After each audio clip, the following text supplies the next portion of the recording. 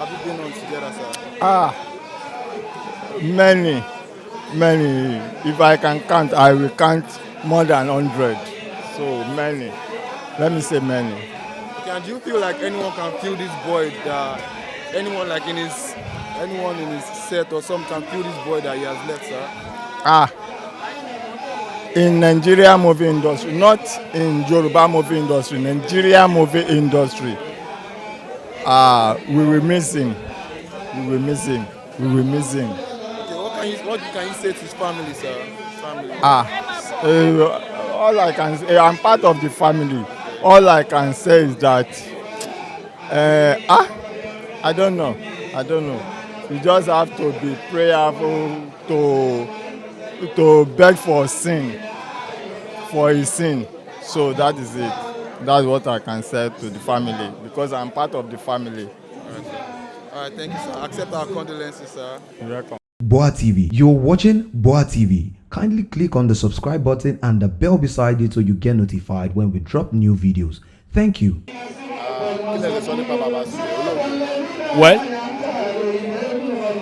you've lost a gem, but kò sí nǹkan tá a lè ṣe sí. Gbogbo aládágbádá kú, básìkò bá tó gbogbo ala máa kú. Àrọ́gbọ́n dá sí. Reality of life is death. Ó dé bus up tí ó dúró nìyẹn. But kò sí tá a lè ṣe sí. Àmọ̀ràn ọlẹ́nu fún àwọn òṣèré tó kù torí pé lẹ́yìn wọn a rí oríṣiríṣi kan tó yà wá lẹ́nu. Ó lè yẹ kó ti pẹ́ tí wọ́n ti ń ṣàìsàn.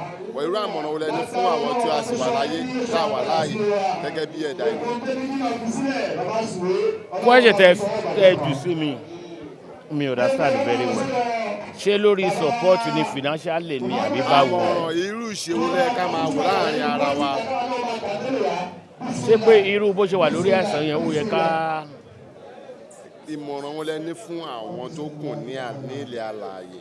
Gbogbo ìbá àjòṣèré ìbá má jẹ́ òṣèré ìyàtọ̀ tó wà láàrin wa pé celebrity ni wá ẹni tí gbogbo àgbáyé ń wò ni wá ṣé ìdá stamina ẹ kí jẹ́ ká ṣe dáadáa kí ikú kó lè ká dáadáa mọ́ wa lọ́wọ́.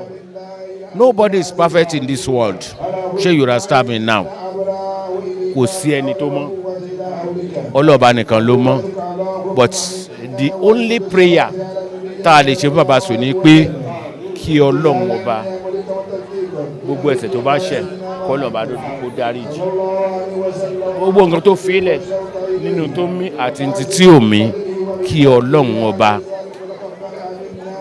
kó dáwọ́lé. Àmọ̀ràn wọlé ní fún àwọn ọmọ. Àmọ̀ràn tí mo nífẹ̀ẹ́ ọmọ ni wípé wọ́n gbọ́dọ̀ jẹ́ kí iṣẹ́ bàbá wọn parun.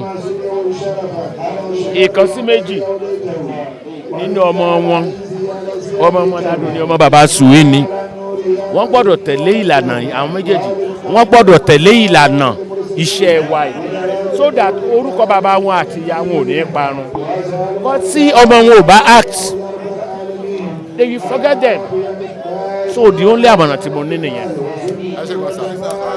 Boa TV. You're watching Boa TV. Kindly click on the subscribe button and the bell beside it so you get notified when we drop new videos.